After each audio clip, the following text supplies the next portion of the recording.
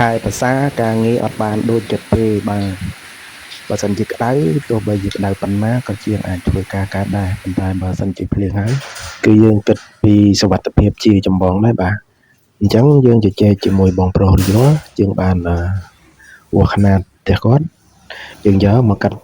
តម្លើងនៅកន្លែងរោងជាងអញ្ចឹងបាទហើយការងារគាត់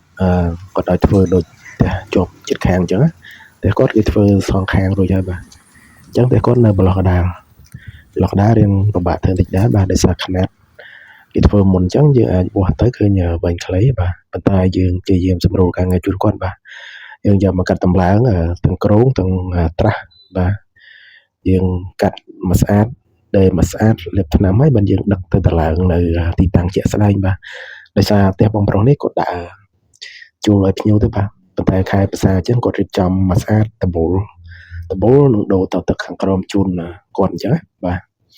ហើយយើងកាត់តម្លើងមកស្អាតយើងនិយាយកម្រាស់និយាយទំហំឲ្យគាត់ហើយបាទហើយបងប្រុសអត់សុញសាញទេបាទយើងវាស់ຂະຫນាតវាស់អីហើយយើងយកមកកាត់មកស្អាតអញ្ចឹង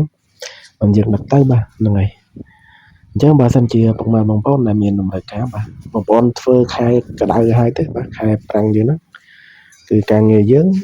ងបានធ្វើពេញដៃពេញជើងប៉ុន្តែបើសិនជាខែភាសាគឺយើងការងារយើងត្រូវធ្វើ3ថ្ងៃហើយចឹងវាអាចឡើងដល់5ថ្ងៃអញ្ចឹងបាទ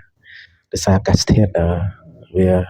អត់អំណោយផលបាទហ្នឹងហើយបើសិនជាពុកម៉ែបងប្អូនមានតម្រូវការស្រយាបដបូលទ្វារប្អូនឯងបងប្អូនអាចសាកសួរតម្លៃបានហើយ